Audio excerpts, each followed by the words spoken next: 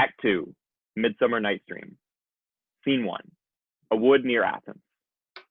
Enter, from opposite sides, a fairy and Puck. How now, spirit? Whither wander you? Over hill, over dale, thorough bush, thorough briar, over park, over pale, thorough flood, thorough fire. I do wander everywhere, swifter than the moon's sphere, and I serve the fairy queen to dew her orbs upon the green. The cowslips tall her pensioners be, in their gold coats spots you see. Those be rubies, fairy favors, in those freckles live their savors. I must go seek some dewdrops here, and hang a pearl in every cowslip's ear. Farewell, thou lob of spirits, I'll be gone. Our queen and all our elves come here anon. The king doth keep his revels here tonight. Take heed, the queen come not within his sight. For Oberon is passing fell and wrath, because that she as her attendant hath a lovely boy stolen from an Indian king. She never had so sweet a changeling, and jealous Oberon would have the child knight of his train to trace the forests wild. But she, perforce, withholds the loved boy, crowns him with flowers, and makes him all her joy.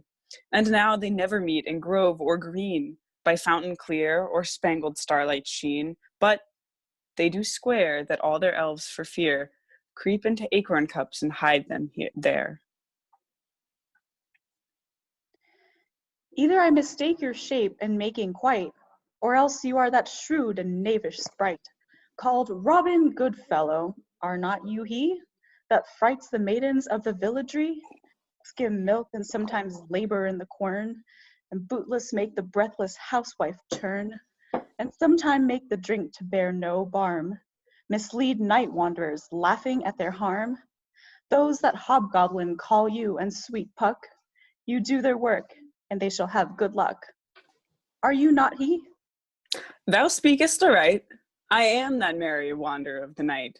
I jest to Oberon and make him smile, when I a fat and bean-fed horse beguile, neighing in likeness of a filly foal, and sometime lurk I in a gossip's bowl, in very likeness of a roasted crab. And when she drinks, against her lips I bob, and on her withered dewlap pour the ale. The wisest ant, telling the saddest tale, sometime for 3-footstool mistaketh me. Then slip I from her bum, down topples she, and Taylor cries and falls to a cough. Then the whole choir hold their hips and laugh, and waxen in their mirth and knees and swear a merrier hour was never wasted there. But room, fairy, here comes Oberon. And here my mistress. Would that he were gone. Enter, from one side, Oberon with his train, from the other, Titania with hers. All met by moonlight, proud Titania. What, jealous Oberon? Fairies, skip hence. I have forsworn his bed and company. Tarry, rash wanton, am not I thy lord?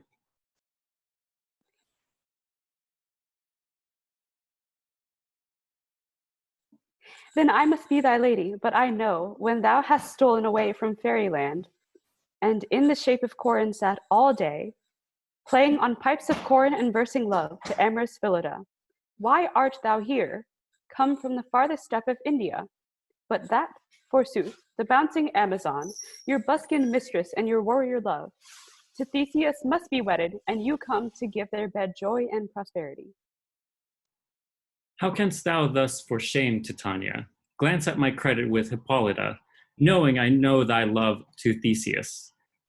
Didst thou not lead him through the glimmering night from Perigenia, whom he ravished, and make him with fair eagle break his faith with Ariadne and Antiopa? These are the forgeries of jealousy, and never, since the middle summer spring, met we on hill, in dale, forest or mead, by paved fountain or by rushy brook, or in the beached margin of the sea, to dance our ringlets to the whistling wind. But with thy brawls thou hast disturbed our sport. Therefore the winds, piping to us in vain, as in revenge, have sucked up from the sea contagious fogs, which, falling in the land, have every pelting river made so proud that they have overborne their continents. The ox hath therefore stretched his yoke in vain, the ploughman lost his sweat, and the green corn hath rotted ere his youth attained a beard. The fold stands empty in the drowned field, and crows are fatted with the murrian flock. The 9 men's morris is filled up with mud, and the quaint mazes in the wanton green, for lack of tread, are undistinguishable. The human mortals want their winter here. No night is now with hymn or carol blessed. Therefore the moon, the governess of floods, pale in her anger, washes all the air that rheumatic diseases do abound. And thorough this distemperature we see, the seasoned altar. Hoary-headed frosts far in the fresh lap of the crimson rose, and on old Heme's thin and icy crown, an odorous chaplet of sweet summer buds is, as in mockery, set. The spring, the summer, the childing autumn, angry winter, change their wonted liveries, and the mazed world, by their increase, now knows not which is which. And this same progeny of evils comes from our debate, from our dissension.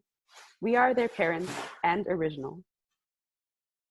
Do you amend it then? It lies in you. Why should Titania cross her Oberon? I do beg a little changeling boy to be my henchman. Set your heart at rest. The fairy land buys not the child of me.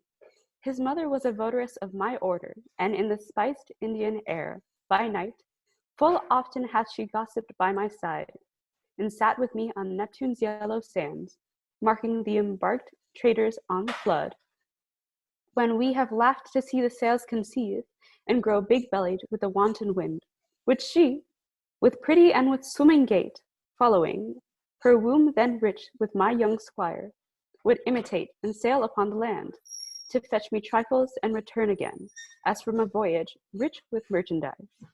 But she, being mortal, of that boy did die, and for her sake do I rear up her boy, and for her sake I will not part with him. How long within this wood intend you stay? Perchance till after Theseus' wedding day, if you will patiently dance in our round, and see our moonlight revels, go with us. If not, shun me, and I will spare your haunts. Give me that boy, and I will go with thee. Not for thy fairy kingdom. Fairies, away! We shall chide downright if I longer stay. Exit Titania with her train. Well, go thy way, thou shalt not from this grove, till I torment thee for this injury. My gentle Puck, come hither, thou rememberest, since once I sat upon a promontory, and heard a mention on a dolphin's back, uttering such dulcet and harmonious breath, that the rude sea grew civil at her song, and certain stars shot madly from their spheres to hear the sea maid's music. I remember. That very time I saw, but thou couldst not, flying between the cold moon and the earth, Cupid all armed a certain aim he took, at a fair vestal thrown by the west, and loosed his love shaft smartly from his bow, as it should pierce 100,000 hearts. But I might see young Cupid's fiery shaft quench the fire.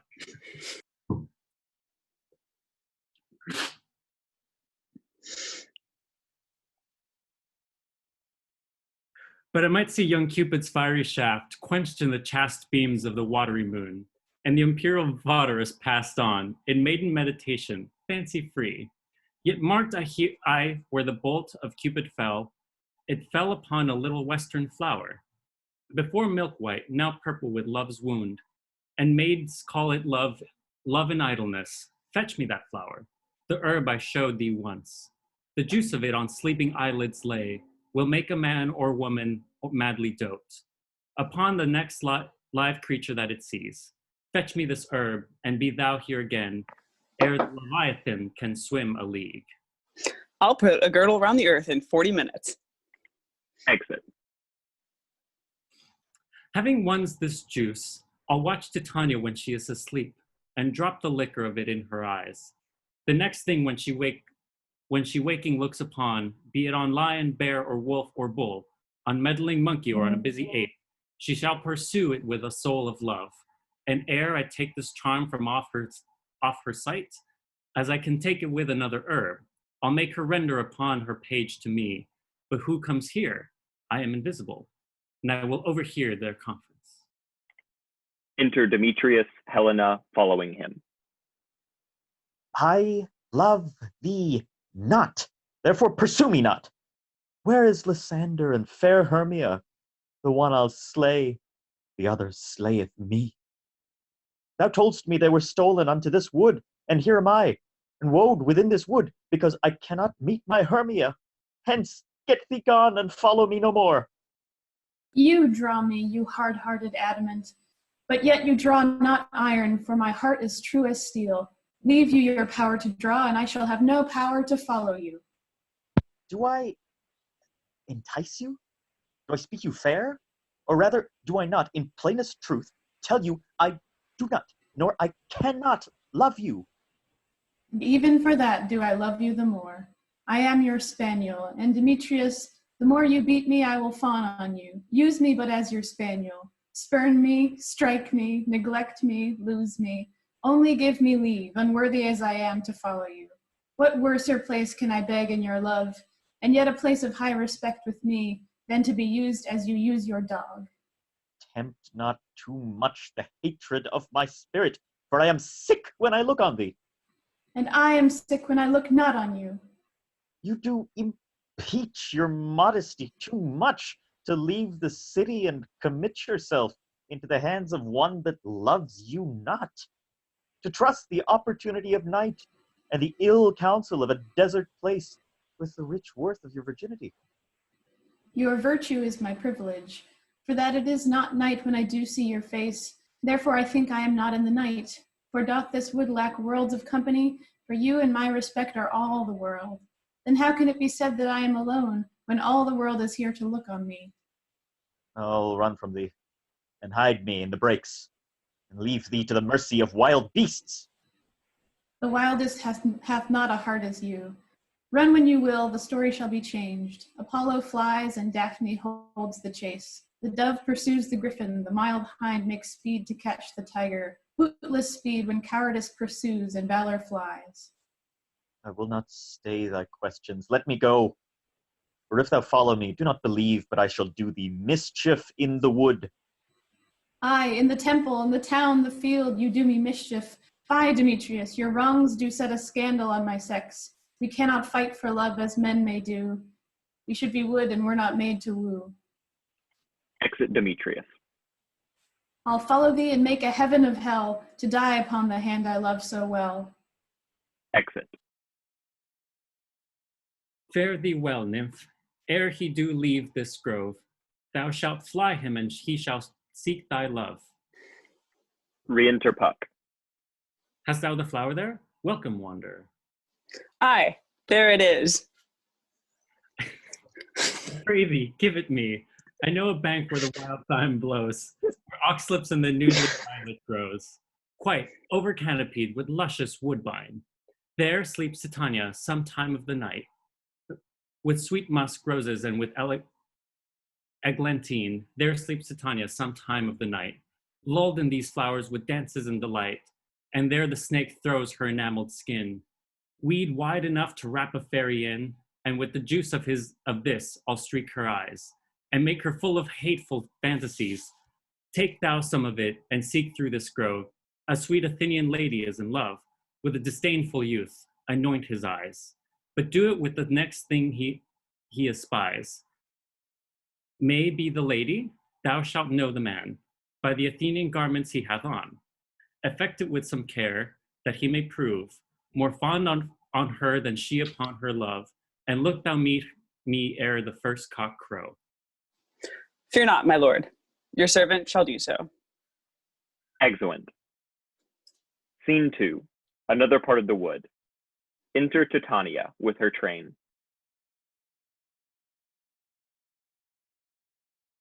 Come, now a roundel, and a fairy's song.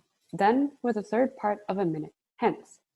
Some to kill cankers in the musk rosebuds, some war with rare mice for their leathern wings, to make my small elves coats, and some keep back the clamorous owl that night nightly hoots and wonders at our quaint spirits. Sing ye now asleep, then to your offices and let me rest. The fairies sing.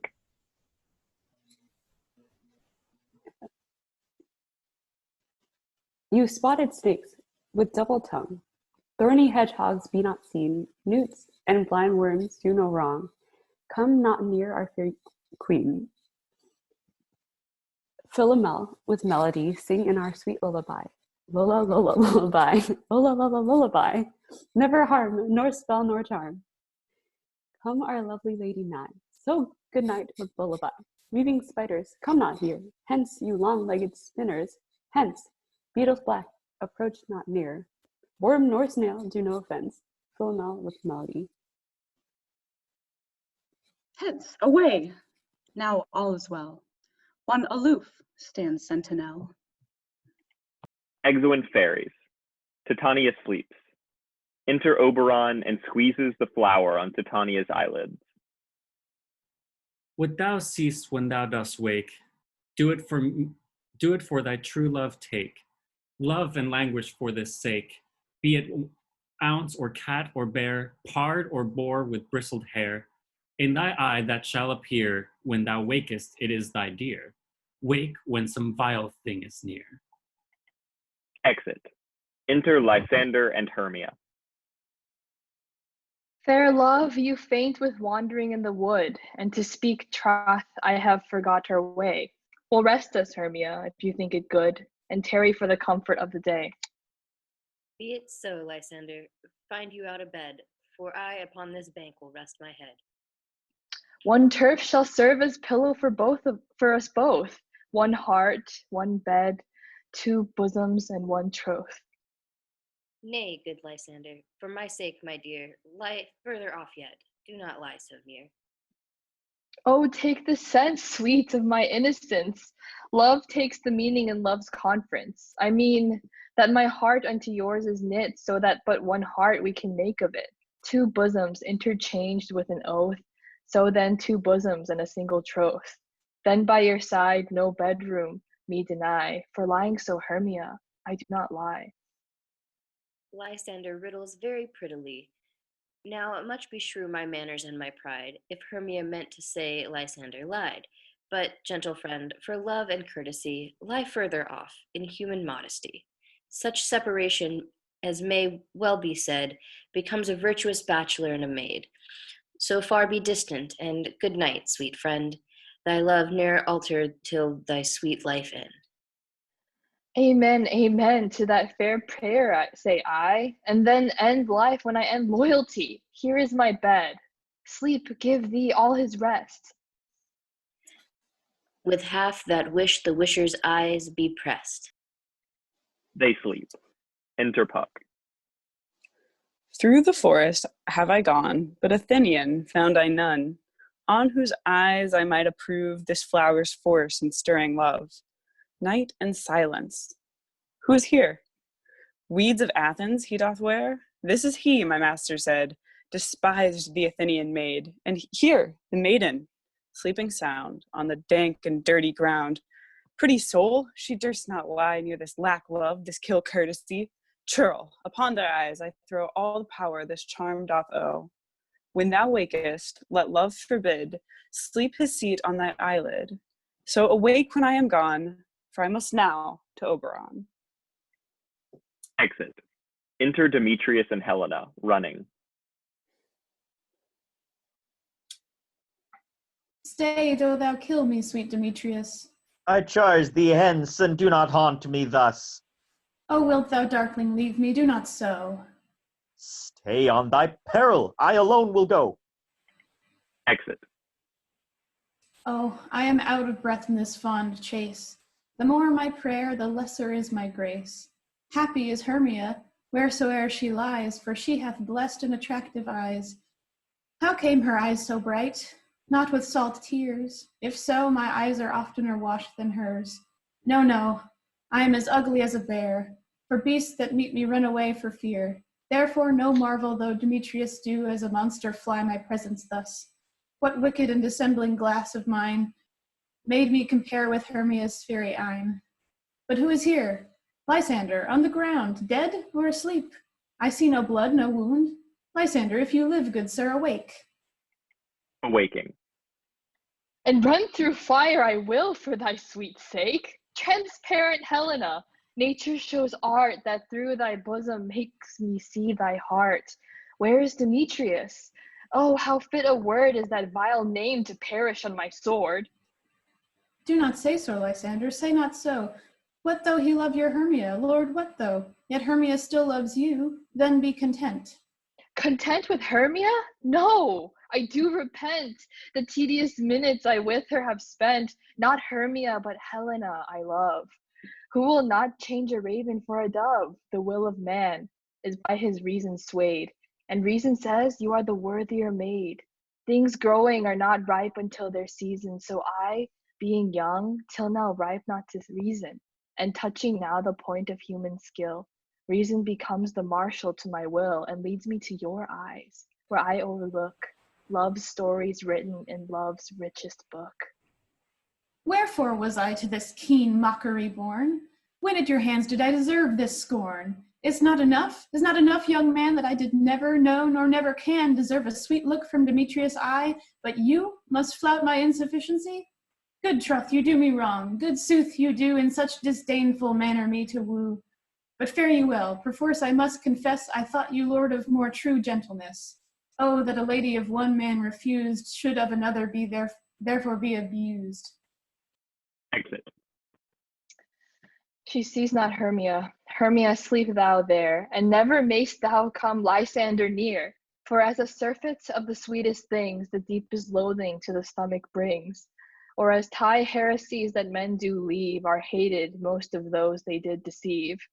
So thou, my surfeit and my heresy, of all be hated but the most of me, and all my powers address your love and might to honor Helen and to be her knight. Exit. Awakening.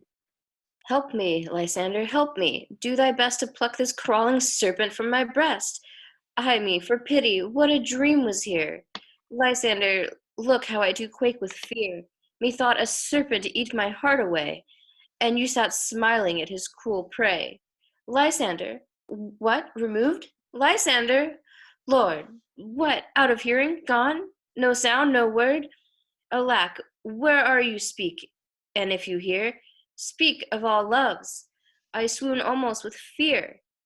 No? Then I well perceive you all not nigh. Either death or you I'll find immediately. Exit. In the Act 2.